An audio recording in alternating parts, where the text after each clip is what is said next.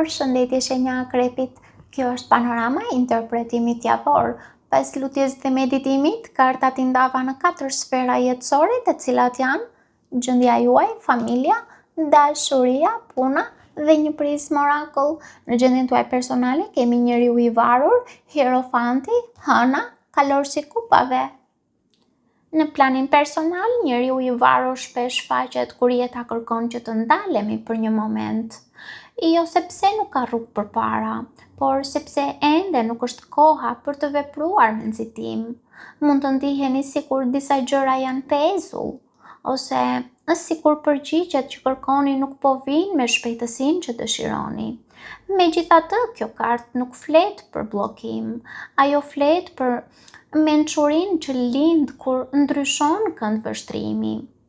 Hierofanti tregon se gjatë kësaj jave mund të kërkoni më shumë kuptim në atë që po përjetoni. Mund të mbështeteni tek vlerat tuaja, tek besimi, tek një këshill e mençur ose tek diçka që ju jep ndjenjën e stabilitetit. Më pas shfaqet hëna. Kjo është karta që më bën të mendoj se një pjesë e rëndësishme e javës do të zhvillohet në nivel intuitiv. Mund të ndjeni gjëra që nuk mund t'i shpjegoni lehtë, mund të vini re ëndra më të forta, parandjenja ose emocione që dalin në sipërfaqe pa një arsye të qartë. Por interesante është karta e fundit, kalorësi i kupave.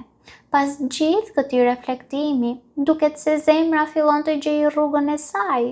Mund të merrni një ftesë, një mesazh, një shenjë ose e thjesht të ndjeni se emocionet tuaja po bëhen më të qarta.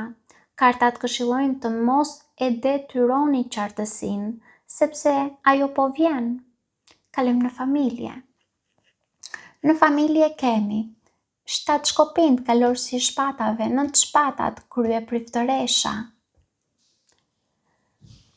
Në familje, 7 shkopind tregon se mund të ndiheni në pozicion mbrojtës.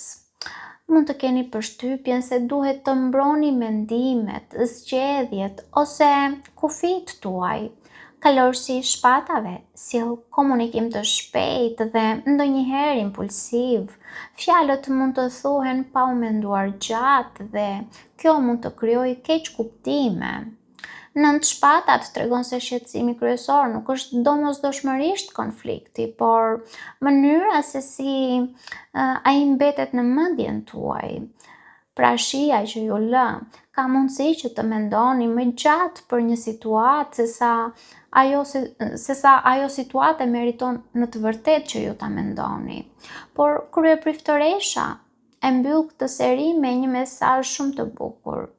Krye priftëresha ju kujton se jo çdo betejë duhet luftuar dhe jo çdo pyetje kërkon përgjigje të menjëhershme.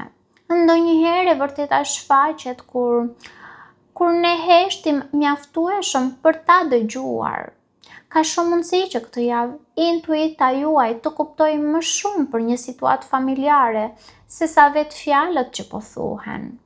Kartat këshillojnë të mos reagoni ndaj emocioneve të momentit. Prisni derisa qetësia të kthehet dhe më pas vendosni se si dëshironi të përgjigjeni. Kalojmë tek dashuria.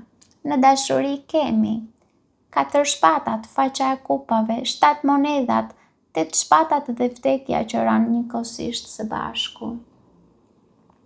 Në dashuri, 4 shpatat tregon një periudhë qetësie ose pauze. Për disa akrep, kjo mund të jetë një periudhë ku komunikimi është më i kufizuar. Për të tjerë mund të jetë një kohë reflektimi për ndjenjat. Ka një ndjesi sikur zemra po pushon pas një faze të lodhshme. Më pas shfaqet faqa e kupave. Kjo kartë sjell një rrezë drite, mund të jetë një mesazh, një interes i ri, një shenjë ndjeshmërie ose një emocion që rilind. Por faqa e kupave nuk vjen si stuhi, ajo vjen si një përshpëritje. 7 monedat tregon pritje dhe vlerësim. Duket se ju po vëzhgoni, po analizoni, po pyesni vete nëse ajo që po ndërtohet ka potencial afatgjatë. Megjithatë, duket se pengesa kryesore shfaqet me 8 shpatat, sepse 8 shpatat rrallë flet për pengesat e jashtme. Më shpesh ajo flet për burg psikologjik, sepse mund të krijohet ndjesia nga frika për të lënduar, frika për të besuar, frika për të bërë hapin tjetër, frika për të lënë pas të kaluarën. Dhe më pas, shfaqet karta e vdekjes. Dhe kur vdekja shfaqet në fund të një serie si kjo, zakonisht tregon se nuk duhet të mbeteni më aty ku jeni. Pra, një kapitull mund të mbyllet për disa, që mund të jetë një kapitull i tipit për shembull një mënyrë e vjetër se si dashuroni, mund të jetë një pritje e gjatë që duhet të marrë fund, mund të jetë një lidhje që mund të ndryshojë formën, mund të jetë një perceptim që kanalizohet. Unë personalisht nuk e shoh si fund, e shoh si rilindje, sepse shoh një zemër që po mëson të mos jetoj më nga frika. Kartat këshillojnë të mos kapeni pas asaj që ishte, por hapni duart për atë që mund të bëhet. Kalojmë tek puna. Në punë kemi 7 shpatat, 2 shpatat, karroca, gjykimi. Në punë duket sikur java fillon me strategji. 7 shpatat nuk është domosdoshmërisht kartë mashtrimi. Shpesh ajo tregon nevojën për të vepruar me kujdes dhe për të mos i zbuluar të gjitha planet para kohe.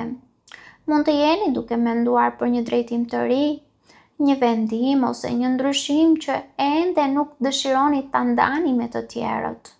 2 shpatat tregon një pikë bllokimi. Ka diçka që duhet vendosur.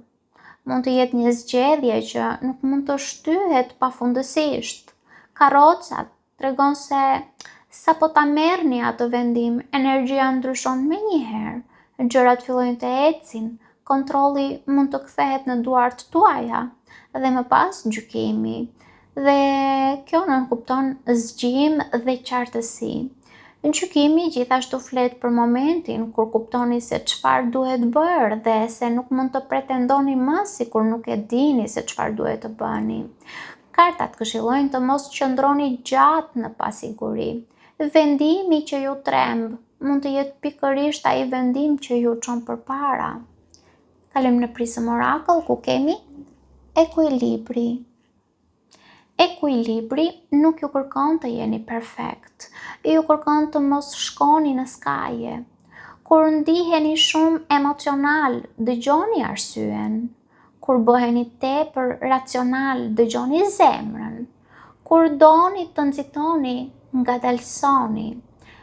Kur doni të hiqni dorë, bëni edhe një hap. Paçim.